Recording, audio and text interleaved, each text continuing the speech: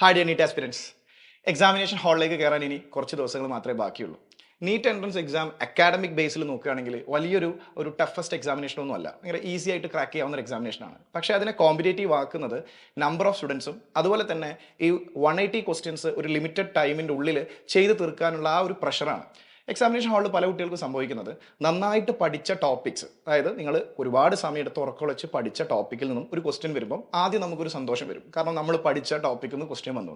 രണ്ടാമത് നമ്മൾ ചെയ്ത് നോക്കുമ്പോൾ ഇതെനിക്ക് ഈസിയാണ്, ഞാൻ ഒരുപാട് പഠിച്ചതാണ് എന്നുള്ള ആ ഒരു തോന്നലുണ്ട്, ആ ഒരു ഇമോഷനെ കൊണ്ട് നമ്മൾ ആ ക്വസ്റ്റ്യൻ വീണ്ടും വീണ്ടും ചിലപ്പോൾ നമുക്ക് സ്റ്റക്ക് ആകുമ്പോഴോ അല്ലെങ്കിൽ ചെയ്തിട്ട് കിട്ടാതെ വരുമ്പോഴോ ഒക്കെ വീണ്ടും ആ ക്വസ്റ്റ്യൻ്റെ മുകളിൽ തന്നെ സ്റ്റിക്ക് ഓൺ ചെയ്തുകൊണ്ടിരിക്കും. അങ്ങനെ ഒരുപാട് സമയം പോകും. സോ ഓരോ ക്വസ്റ്റ്യൻ അറ്റൻഡ് ചെയ്യുന്ന സമയത്ത് നിങ്ങളത് എത്ര സമയം എടുത്ത് പഠിച്ചതാണെന്നുള്ള കാര്യങ്ങളൊക്കെ മാറ്റി വെക്കണം. ആ ഒരു ഇമോഷൻ നിങ്ങൾ ബോധപൂർവ്വം മാറ്റി വെച്ചിട്ട് ആ ഒരു ക്വസ്റ്റ്യൻ റീഡ് ചെയ്യുമ്പോൾ നിങ്ങൾ കൃത്യമായിട്ടൊരു ടൈം നിങ്ങളുടെ മനസ്സിൽ വേണം. ഒരു 30 സെക്കൻഡ്സ് കൊണ്ട് നിങ്ങൾക്ക് ആ ക്വസ്റ്റ്യൻ സോൾവ് ചെയ്യാൻ പറ്റുന്നില്ലെങ്കിൽ, അതിൻ്റെ ആൻസറിലേക്ക് എത്തുന്നില്ലെങ്കിൽ അത് സ്കിപ്പ് ചെയ്തിട്ട് അടുത്ത ക്വസ്റ്റ്യനിലോട്ട് പോകണം. കാരണം നിങ്ങൾ എഴുതുന്ന 180 ക്വസ്റ്റ്യൻസിലും നിങ്ങൾക്ക് ഈസി ആയിട്ട് സോൾവ് ചെയ്യാൻ പറ്റുന്ന ക്വസ്റ്റ്യൻസ് റാൻഡം ആയിട്ടായിരിക്കും ഉണ്ടാവുക. അപ്പോൾ നിങ്ങൾ ആദ്യത്തെ ക്വസ്റ്റ്യൻസിൽ നിന്നും ഒരു 30 ക്വസ്റ്റ്യൻസിൽ തന്നെ ഒരുപാട് സമയം പോയി കഴിഞ്ഞാൽ അതിന് താഴോട്ടേക്കുള്ള ക്വസ്റ്റ്യൻസ് സോൾവ് ചെയ്യാൻ നിങ്ങൾക്ക് ഇനഫ് സമയം ലഭിക്കില്ല.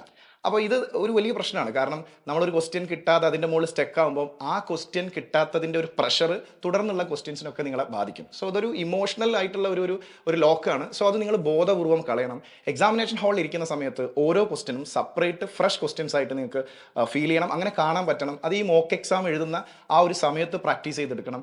എക്സാമിനേഷൻ ഹാളിൽ ഇരിക്കുമ്പോൾ ഒരു ക്വസ്റ്റ്യൻ റീഡ് ചെയ്യുമ്പോൾ ആ ക്വസ്റ്റ്യനുമായി ബന്ധപ്പെട്ട കാര്യങ്ങൾ മാത്രമേ നിങ്ങളുടെ മനസ്സിൽ വരാൻ പാടുള്ളൂ.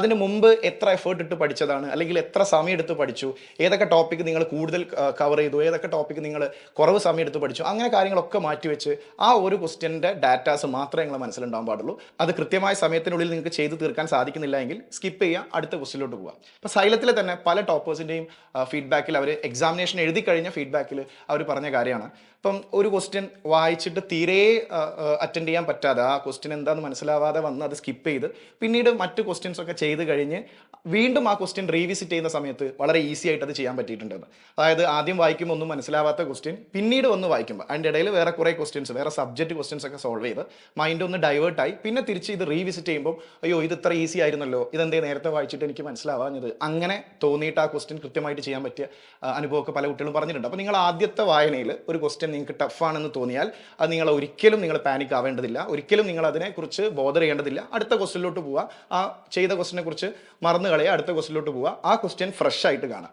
അങ്ങനെ നിങ്ങൾ ഓരോ ക്വസ്റ്റ്യനും കൃത്യമായിട്ട് സോൾവ് ചെയ്യാൻ പറ്റണം. ഒറ്റ കാര്യം കൂടെ, ഒന്നാമത്തെ ക്വസ്റ്റ്യൻ സോൾവ് ചെയ്യുമ്പോൾ നിങ്ങളുടെ മനസ്സ് എത്രത്തോളം ഫ്രഷ് ആണോ അതേ ഫ്രഷ്നെസ് 180ാമത്തെ ചോദ്യം സോൾവ് ചെയ്യുമ്പോഴും നിങ്ങൾക്ക് വേണം. എങ്കിൽ മാത്രമേ വളരെ ഈസി ആയിട്ട് ടെൻഷനൊന്നും ഇല്ലാതെ കൂളായിട്ട് എക്സാമിനേഷൻ എഴുതി നിങ്ങൾക്ക് അറിയുന്ന കാര്യങ്ങൾ കൃത്യമായിട്ട് ആൻസർ ഷീറ്റിലേക്ക് എത്തിക്കാൻ സാധിക്കുള്ളൂ.